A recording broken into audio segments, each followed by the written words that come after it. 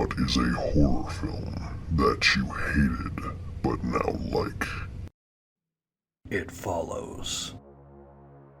Jamie is a young girl who goes on a date with Hugh. One thing leads to another and they have sex. However, after, Hugh chloroforms her and ties her to a chair to show her the reason he had to have sex with her. There's an unstoppable creature that has been following Hugh that can only be seen by the person it's locked onto, and now it is locked onto Jamie. It can take many forms and will always follow until it is passed on through sex. It can also kill people that it comes into contact with if it so chooses. Wherever Jamie goes, it follows. When I first saw It Follows, I hated it. I thought it was just a generic movie. Honestly, I'm like, we get it. It's about STDs. You know, sex is bad. We get it. We've been hammered that throughout the slasher genre. But no, rewatching it over the years, I've actually seen a lot of well-meaning understanding. It's not really about STDs as a metaphor.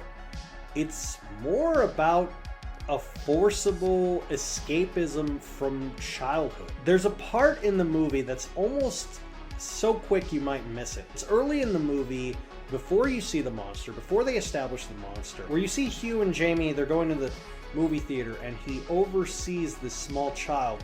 And at first you just think, oh, there's nothing to it. It's a child with their parents. But looking back on the context of the movie, he's envious of that child because that child gets to live his life.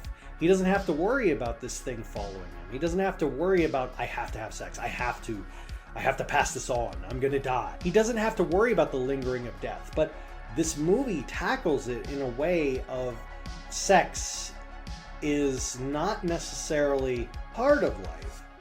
It's a necessary step to get to the next point to enjoy life.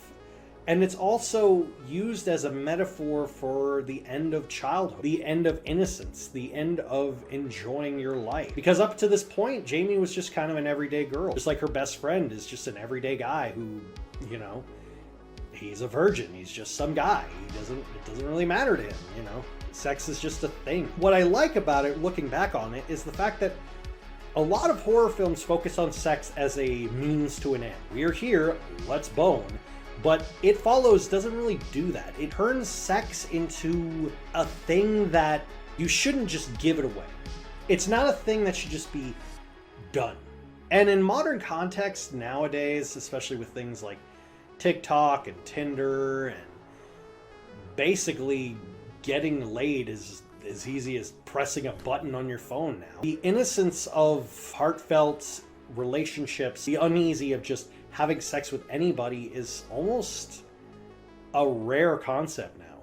It's kind of in that way more terrifying, really looking back on it in a modern context. And that's one of the reasons I enjoy it now, as opposed to when I first saw the movie when it came out. Stay tuned tomorrow to see our advent of horror in this year's Jackoween.